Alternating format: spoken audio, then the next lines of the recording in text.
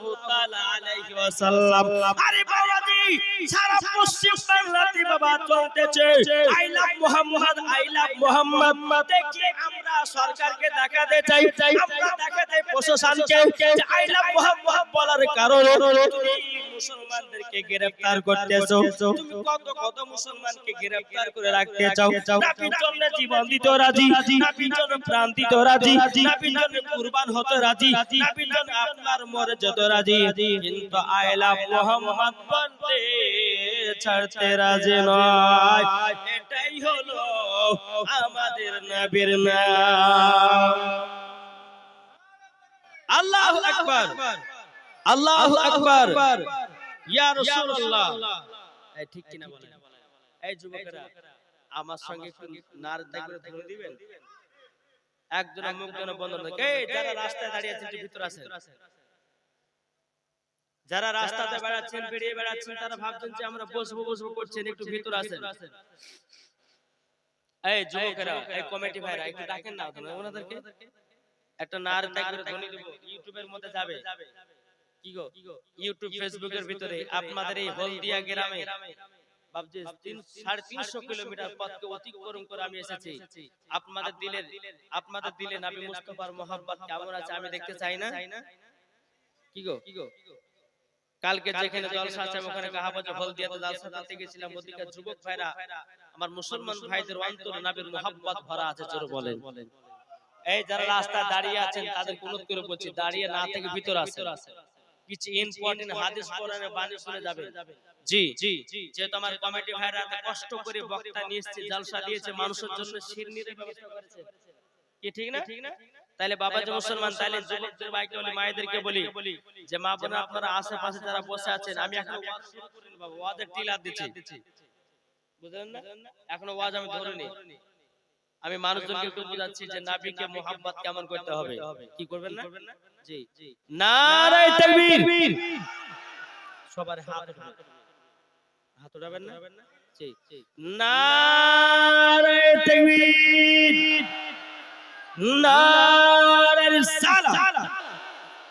বলে I love Muhammad, I love Muhammad, I love Muhammad, I love Muhammad, I love Muhammad, I love Muhammad.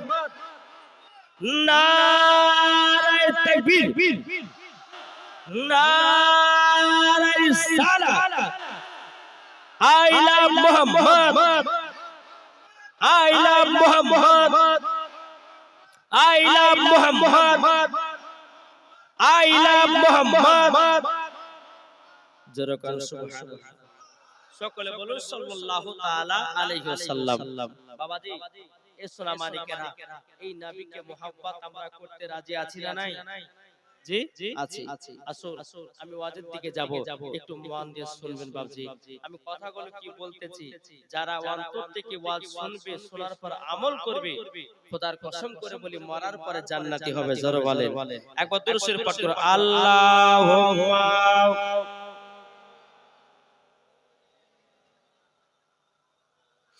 মাওলানা মুহাম্মদ ওয়া আলা আলি মাওলানা মুহাম্মদ। হযরত ইউসুফকে দেখে যারা আঙ্গুল কেটেছে, জোর হবে না? হযরত ইউসুফ নবীকে চিনেন কি চিনেন না? হযরত ইউসুফ আলাইহিস সালামকে বাবা যেই নারীরা দেখেছি বাবাজি, তারা আঙ্গুল পর্যন্ত কেটেছে, কিন্তু তারা আঙ্গুল কেটে দেওয়ার পরেও বাবা বুঝতে পারেনি। তাইলে বাবা হযরত ইউসুফ আলাইহিস সালামকে দুনিয়ার অর্ধেক চেহারা দেওয়া হয়েছে। হযরত ইউসুফ আলাইহিস সালামকে তাই কো বলতেছে, হযরত ইউসুফকে দেখে যারা আঙ্গুল কেটেছে তারা কি আমার নবীর রূপ দেখেছে? তারা দেখেছিল? জি, শুধু ইউসুফ আলাইহিস সালামকে দেখা মাত্র বাবা হাত কেটে ফেলে দিয়েছে। যদি আমার নবীকে দেখতো রে বাবা, মনে হয় কলিজা কেটে দিত। কি ঠিক না? দেখো বলতেছে হযরত ইউসুফকে দেখে তারা আঙ্গুল কেটেছে, তারা কি আমার নবীর রূপ দেখেছে?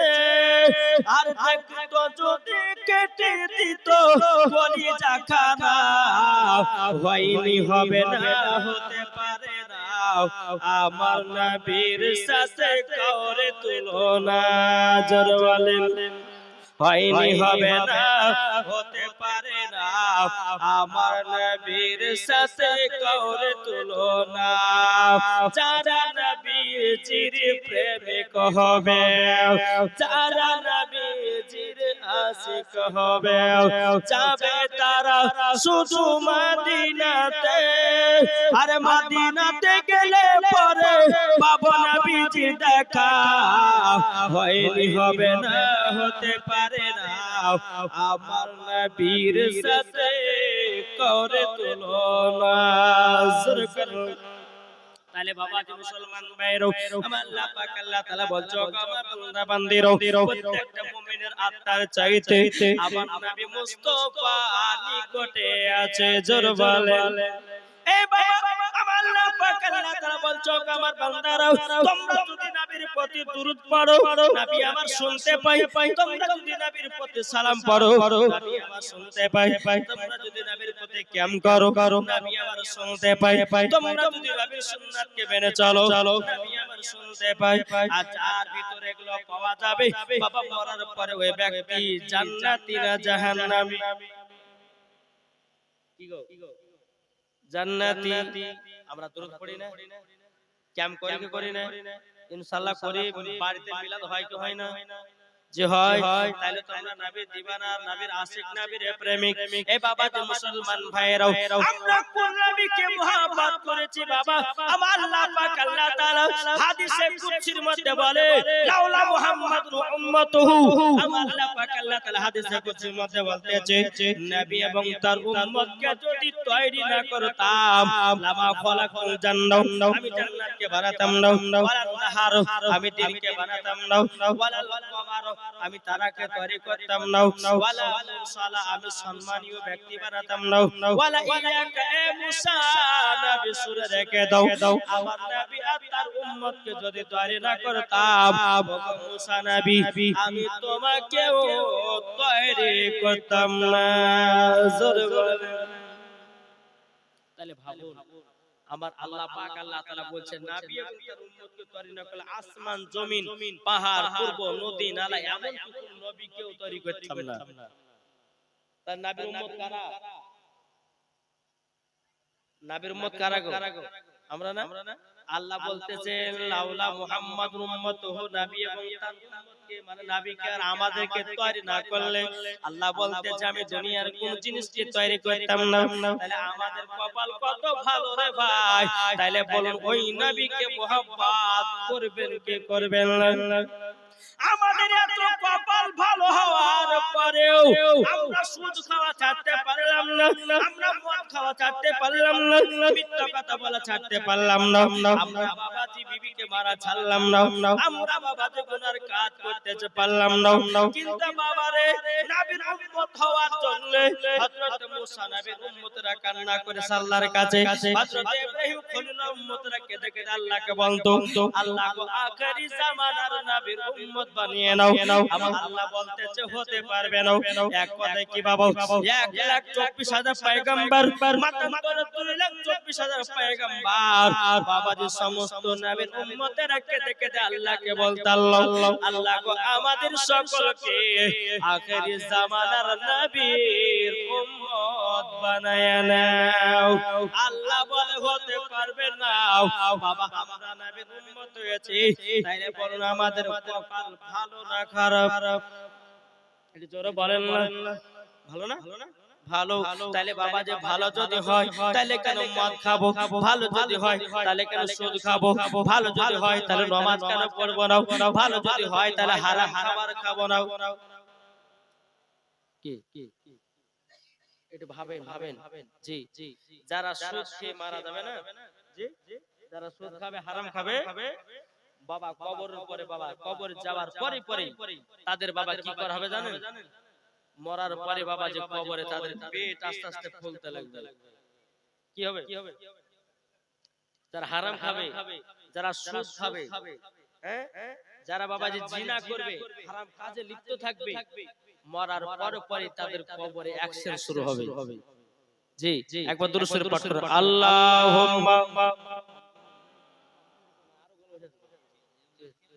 ঠিক আছে, মাওলানা মুহাম্মদ ওয়ালা আলিহি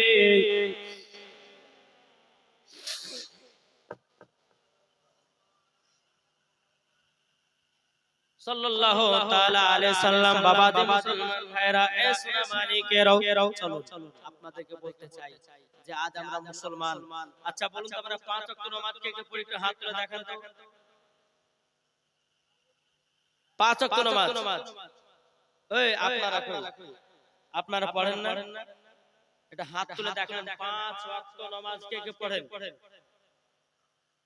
যা বাবা, একটা, দুটো, তিনটে, চারটে, পাঁচটা, আর নাই? ছটা, আর নাই? হ্যাঁ, সবাই পড়ে এখানকার? একটা হাত তুলে একটু দেখান। হ্যাঁ,